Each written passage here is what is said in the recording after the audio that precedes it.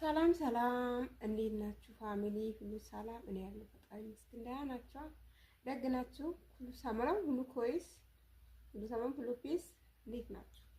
እንዴት ከረመ ሳምንቱ? እንዴት አለፈ? ቅዳሜና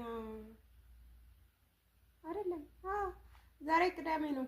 እረፍት ቀን ዛሬ። እረፍት ፈታ ዘና እያላችሁ እንደሆነ ተስፋ አደርጋለሁ። እኔ ጋር ምን ፈታ ዘና የሚባል ነገር የለምና የሆነ ነገር እንድንጫወት ነበረ ከእናንተ ጋር። ያው ቡናም የለም። ቡና ይዛችሁ አረፍ በሉ እስኪ ከኔ ጋር እንጫወት እና የሆነ ነገር ማለት ነው። እኛ ስደት ላይ ያለኑ ሰዎች ማለት በዚህ ሹ ነበር እንድናወራ ፈልጉ። ሴቶችን የሚመለከተው ወንዶች ስክሮል አድርጉ ማለት ነው። ሴቶችን ወንዶችም ካዳመጣችሁ ይጠቅማችኋል። እና የሆነ ቪዲዮ ስክሮል እያደረኩ እኔ ሶሻል ሚዲያ ላይ ደረሰኝና ዩቲዩበር እንግዳ ተጋብዞ ነበረ። የሆኑናት በጣም ነው ልብ የተነካት። በጣም ነው ያዘንኩት። ማለት ራሴን እንድመለከት ራሴን እንደ የቱ ጋር ነኝ ወዴት ነኝ እንድል ተገደድኩት ማለት ነው። እና እሷ የኖረችው ማለት ነው ላይፏ የኖረችው ለፋሚሊ ጀስት ለእናቷ ማለት ነው። እናቷና ቤቶቿን ወንድሞቿን ታላቅ ነች በነገራችን ለቤት ማለት አይታችኋል። እንግዲህ ባይዘው አይታችኋል።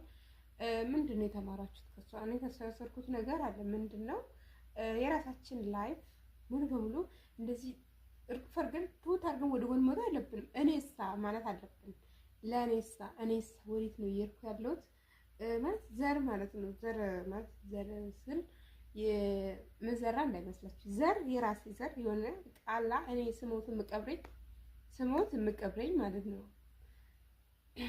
ወይም የምትቀብረኝ ወይም የምቀብረኝ ያስፈልገኛል ብሎ ቆም ብሎ ብለን እንድናስብ አድርገናለች እቺ እናት ማለት ነው። ማለት እናት ልበላት እንጂ እናት ሆናለች። ትልቅ ሰው እና ስታገለግል የኖረችው ሰው ሀገር ነው ማለት ነው። ሙሉ እድሜዋን ማለት ይቻላል የኖረችው የት ነው? ሰው ሀገር ጨርሳ ወደ ሀገራ ሄደች ስትል እናትና ቤተሰቦቿን እንግዲህ አርፏል ነው ያለችው። ፈጣሪ ነፍሳቸውን ይማርላትና ከዛ እነሱ አልፈዋል። እሷስ ቡና ጠጡ ላይ ነው አለች። ምሳሌ እንግዲህ ህዝብ ገብር ያሳያቸዋል። እዚህ ደክመን ለፍተን ወገባችን እስከምንቀጠቀጥ ድረስ ሰርተን እዛ ሄደን ቡና ጠጡ ስናፈላ አስቡ እስኪ። በጣም ከባድ ነው። በጣም ነው ወረት ልብ የተነካ ማለት ነው። በጣም ነው ልብ የተነካ የምር። እኔ ልባቸው የተነካም አጠፉም ትኖራለች ግን ያው አላገባሁም ጭራሽ አላሰብኩም።